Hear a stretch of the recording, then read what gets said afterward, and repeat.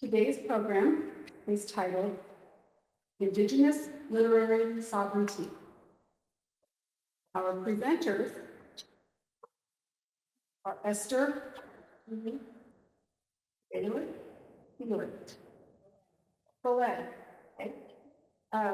She is the author of 2 poetry books and co-editor of the Dene Reader.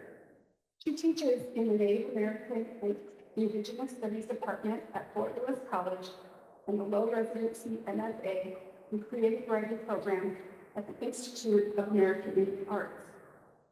She was raised in Los Angeles and learned from the resilient Indian community to transplant and strengthen her Dene worldview. Another panelist today is Sarah Hernandez. She is the founder of Valandra and is a professor of Native American literature and the director of the Institute for American Indian Research at the University of New Mexico. Her research focuses on early contemporary Native American literature.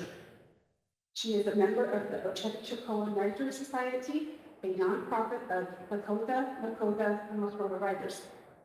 Together they launched #NativeReads, a community-based reading program and podcast series to increase knowledge and appreciation of the Ochechicoan literary tradition. And our third panelist is Dr. Edward Valandra. He is Sishangu and was born and raised in his homeland.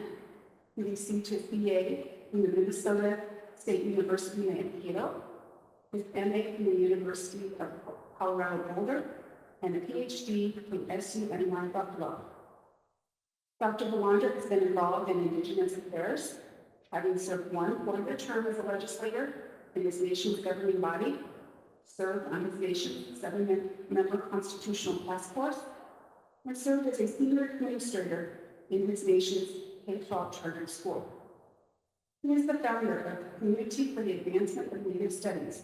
His organization promotes the application of research and study for all aspects of liberation and sovereignty with respect to Native country, and his research has many different focus areas. His current role is senior editor at Living Justice Press.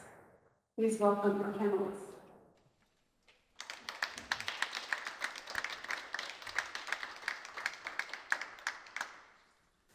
Good afternoon, everyone.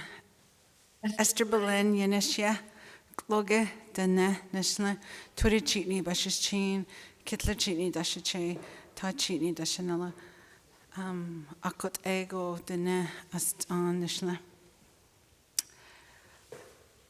I am going to go ahead and just jump in. I think this topic of literary sovereignty is not a new idea.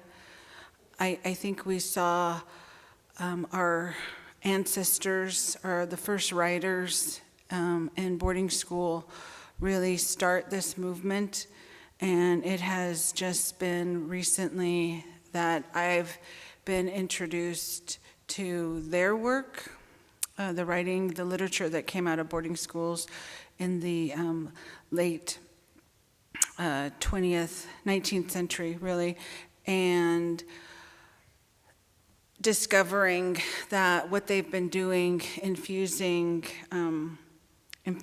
their epistemology, their knowledge into writing. And I'm going to begin with this example here from Luther Standing Bear in his book, where he describes a scene at Carlisle during the moment he's choosing his English name from a chalkboard.